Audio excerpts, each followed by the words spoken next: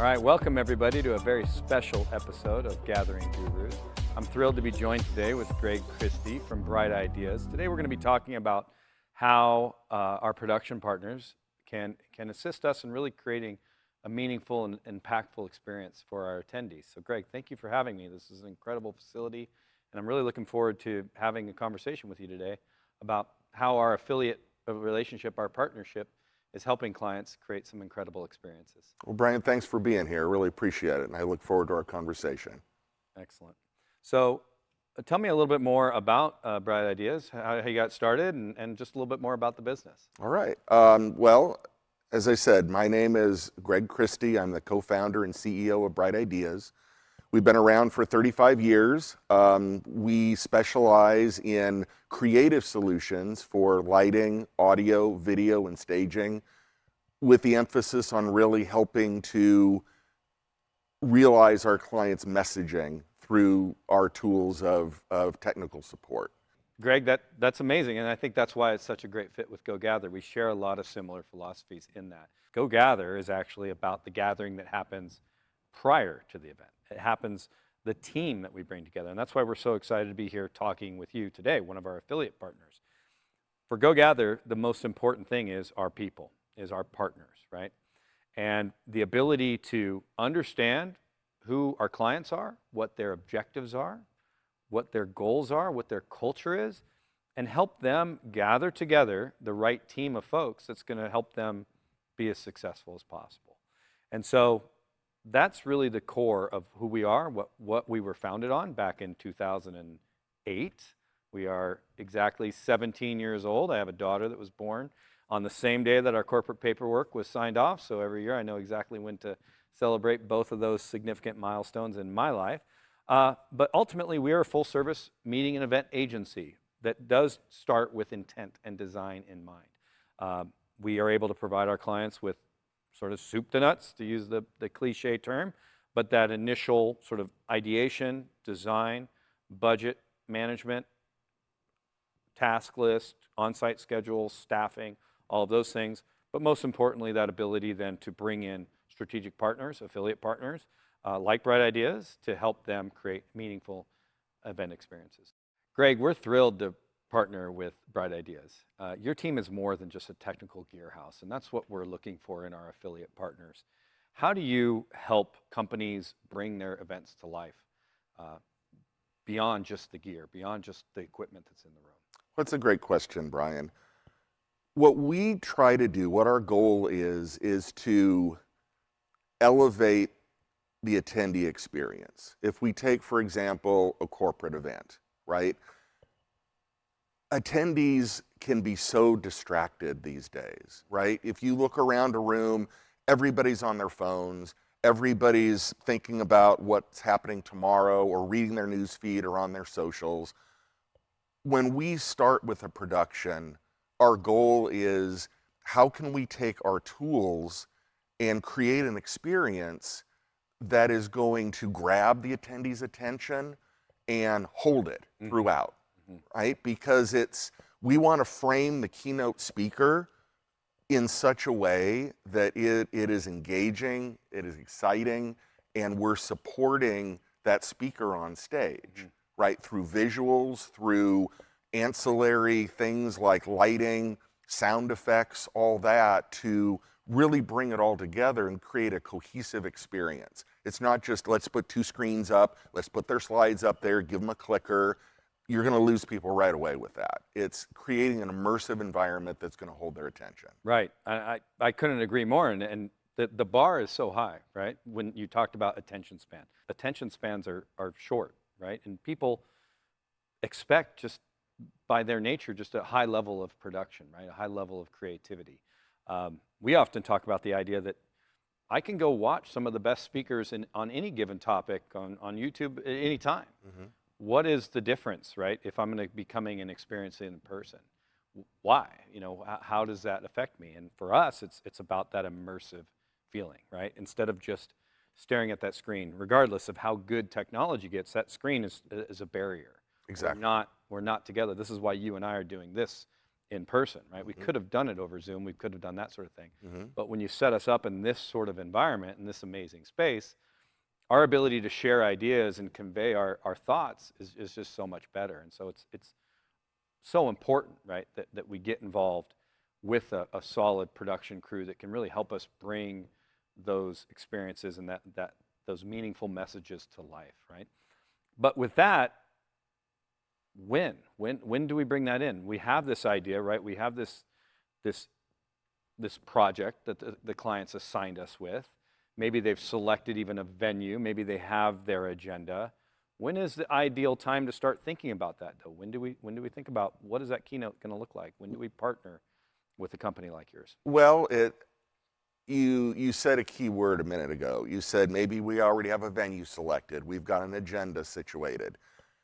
Many times, that's already too late, right? And I'll give you a key example on that.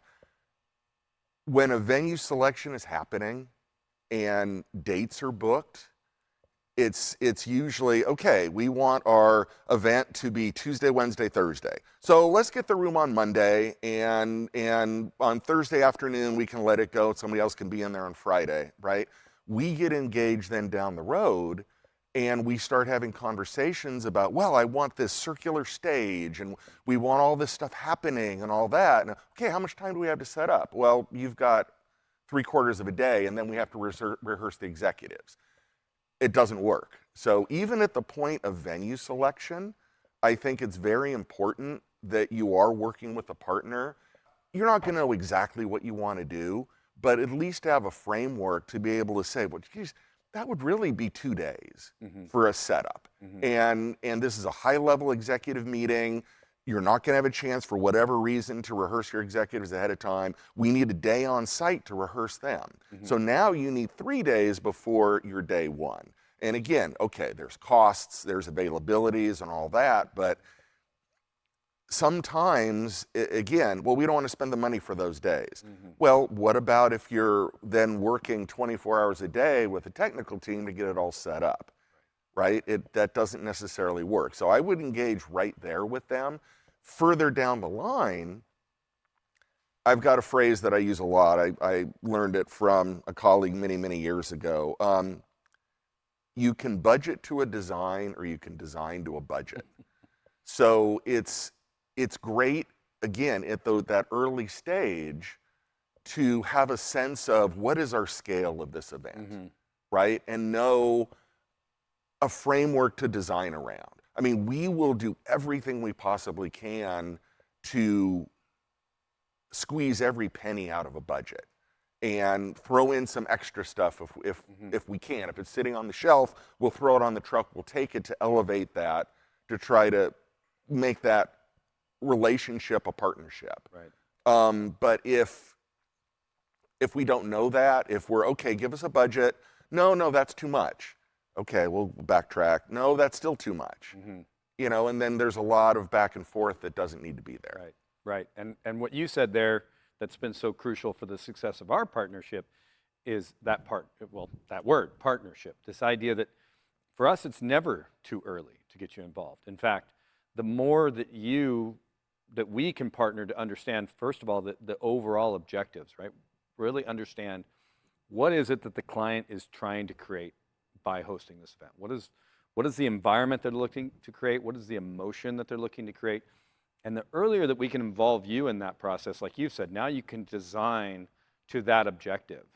And then all of those other things start to fall in place. This idea of, well, based on our big picture goal, based on what we're really trying to accomplish, we do need 3 days of load in or 2 days of load in and a day of rehearsals, because this impactful moment, this executive sort of entrance that we're coordinating, which is another question I'll bring up in a moment, it requires that level of sort of, let's say, rehearsal, or that level of preparation, right? And so couldn't agree more. The earlier, the better. The stronger the partnership, the better. The more that we can involve our production partners, you all, in the big picture, right? I think it's important for planners and stakeholders to understand that this is not just a piece of your event, right? This is something that that sort of the rest of the program is built around that keynote address. This is your way that you're communicating with your audience. And so the sooner that we can get you involved and partner with you to help us develop that strategy, that design, the better, which is amazing. So I just mentioned this idea that we need to really truly design the production around what is the one emotion, what is the one action, what is the feeling that we want the audience to take away. I like to tell people all the time, there are 1,000 companies that do what we do. There's 1,000 companies that can put gear in a room. We all know that. We've all been there. How do we make that stand out? What is the difference? How do we really leverage that gear to create that moment, to create that feeling, that emotion?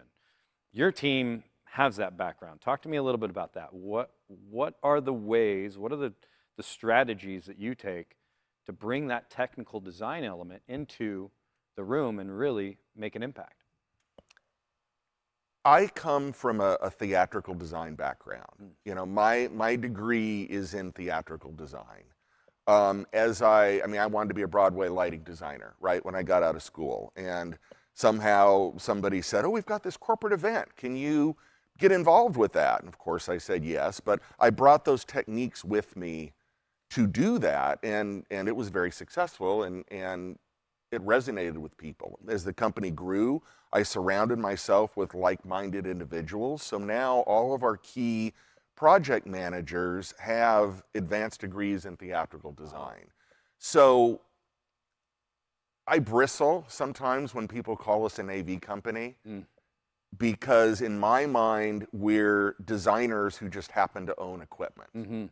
And so we approach it from that standpoint. Instead of taking, okay, we need 4 microphones, we need 6 screens, we don't do that, right? We've got a phrase that we use, story first, tech second.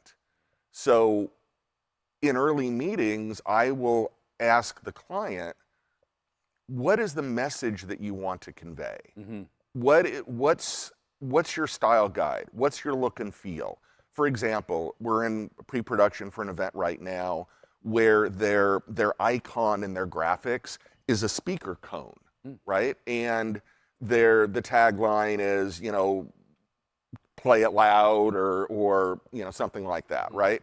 And so I looked at that, and again, okay, what do we do with the keynote? Well, you've got this circular form.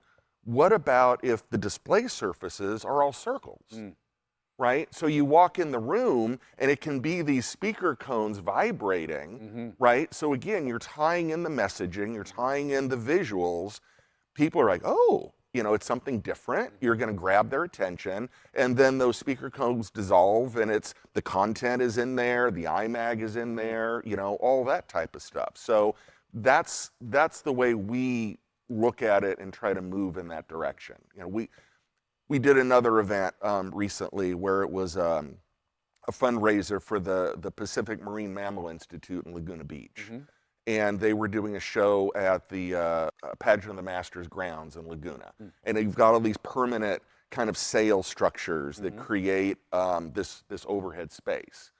And again, in something like that, a gala, a fundraiser, we use this phrase, but it's true.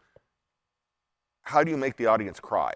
You know, how do you make them engaged, touch their heart, so they're going to open up their checkbook and write a check? So we came up with the idea of using these giant sails as projection surfaces. So when the guests came into the space, they were literally in the ocean, you know, with seals swimming overhead and schools of fish, fully immersive environment. And they raised more money that year than they ever had before because people were touched. So that's what we try to bring to the table for every one of our clients. Yeah, and I think that's amazing. This idea of design, right? This intentional design. And you talk about some amazing experiences, like you said, and some amazing designs. But how do you overcome this idea that, well, but maybe my budget can't afford that? One of my favorite things to say is creativity is not a function of budget. We can be creative in spaces that aren't necessarily thought of as creative spaces. But you have those, you always have that challenge, right? That planner, that stakeholder that says, no, it's just 2 screens, podium, black pipe and drape, we're good. Hmm. How do you have that conversation? How do you? Well, I mean, remember when I said we started out as designers? Mm-hmm. That's unfortunately why we started buying gear. Mm-hmm. And that's why we maintain the gear, we turn the gear to the newest and best stuff, because we realized early on if we wanted to try to deploy these tools and we had to go out and rent them, our hands were kind of tied in terms of price points. Okay. So the fact that we own the gear, we can price it however we want to price it, right? We're a business, we're a company, we need to make a profit, but I'd like to think we can really hone and sharpen that pencil down for clients so we can give them amazing tools, hopefully for cheaper than they'd find it somewhere else. Right. With the idea that, again, we're looking for long-term partnerships, not just one-off gigs, right? So another example of that, and I've had this conversation many times, right? Okay, we're going to build this hard set. You know, we're going to saw wood. We're going to do this situation. We're going to put 3D letters on and all that. And I look at them and go, what are you paying for that? X. Well, what about if I could give you a floor-to-ceiling, full stage wide LED wall for X? Oh, yeah, right? I mean, A, it's sustainable. You're not chopping that up and throwing it in the dumpster, you know, after the gig. B, it can be whatever you want it to be. It can look like your 3-dimensional wood wall. I mean, it's all about content at that point, right? So that's how we have that conversation and how we navigate, and we try to up-level the client, again, working within their budget constraints and then going from there. And that's been one of the great things about our partnership is that up-leveling, like you're talking about, that ability to help them understand this is the impact that we're going to make. We're already making the investment in bringing our people here. We're pulling them out of the office. We're paying to fly them here. We're paying to put them up in a hotel room. There's a significant investment that's being made.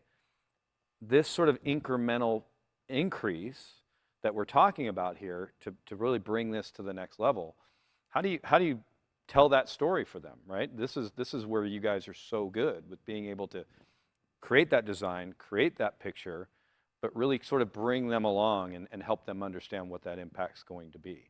Does that also come, do you feel like from the theatrical production design?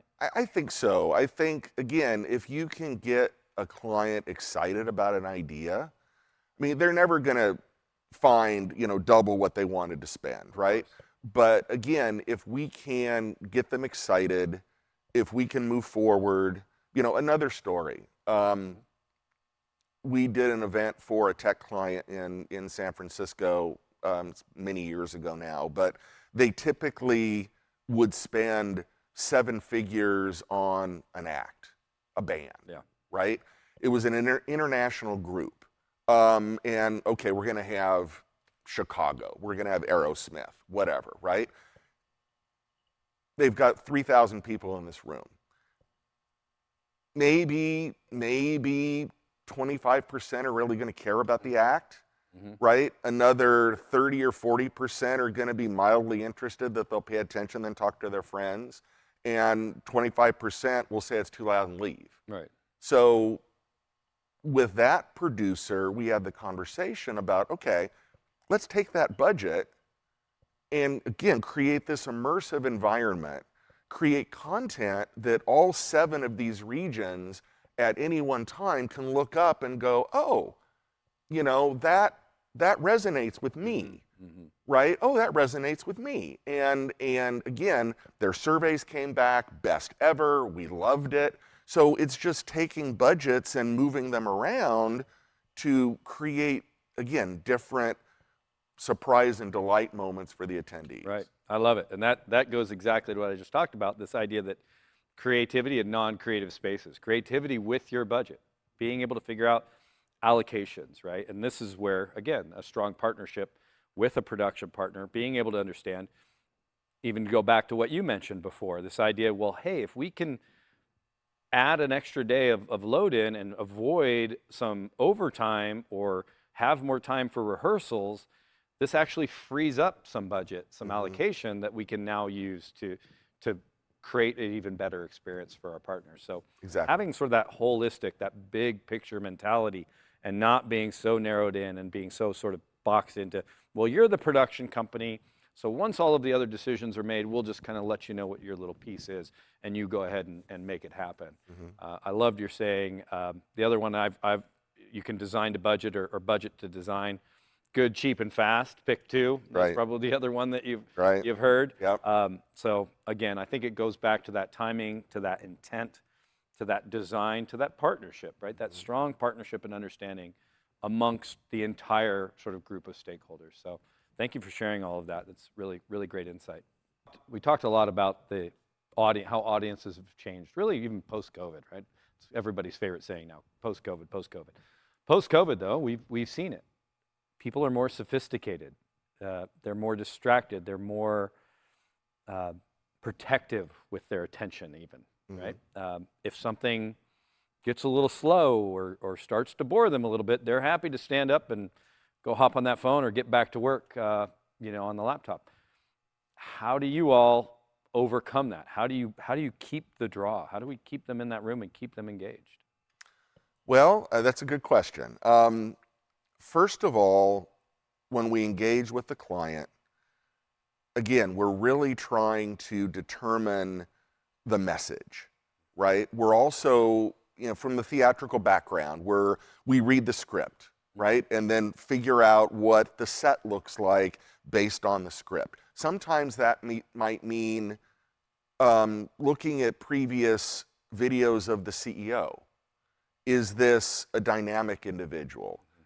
Is this somebody that's a lot more muted, right? I mean, we sometimes, again, when we're designing the space, your CEO is incredible. He's dynamic. What about if we did a theater in the round where he could just work and engage and be there? What about if he had a runway to come out on?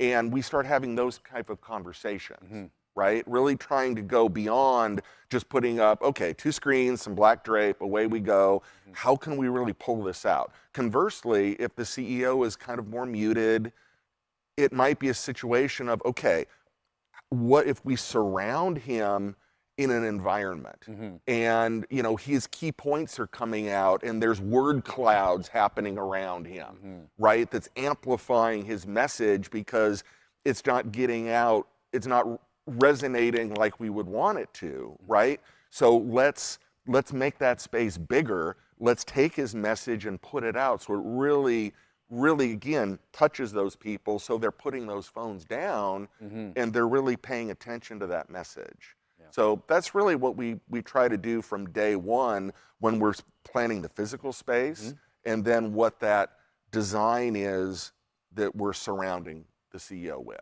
That's amazing. Yeah, and couldn't agree more. Really being able to design to the message that we're trying to communicate, as well as understanding the personalities of the stakeholders. This is for us why it's so important to, again, partner early, understand what is that key message, what are we trying to convey, who are the players in that, and how do we help them sort of really be as successful as possible, rather than just assuming everybody's sort of the same and even and that sort of thing. I'm gonna throw a bit of a curveball at you actually as well.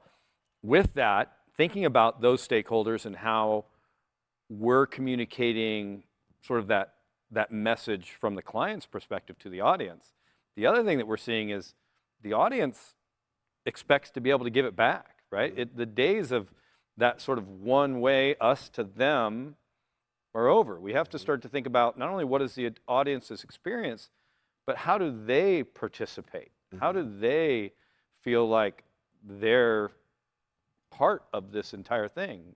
My kids like to say, teenage kids, main character syndrome, right? We all got it. I don't necessarily just want to listen to somebody speak the entire time.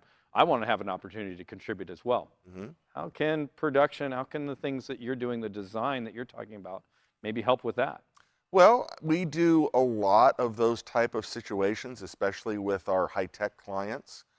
There might be interactive moments in the presentation where there's an app on the attendees' phones, and it might be a polling situation where, hey, what do you think about this? Mm-hmm. And then, you turn around, you start to see these bar graphs populate in real time, and you really can take a temperature of the audience on what's going on. Another way we do that bi-directional engagement is these social media feeds that we have on the walls, right? So you're like for walk-in, right? Oh, I'm so glad to be here at the summit. This is great. And somebody's, putting that in their social, and it's coming up on screen. Wow. I can't wait to hear about the new product. I'm so excited. And you just start seeing this crawl happening of all this engagement from the audience, and it really feeds, and it really starts to become a wave at that point. And everybody just starts setting up in their seat. They're engaged, and then you jump into the session. Thank you for sharing so many great stories. Really appreciate you sitting down with me and hosting me again in this amazing facility. Can't wait to build more with you, right? To Likewise. Design more, to have more of these amazing experiences. Thank you so much. Oh, thank you, Brian.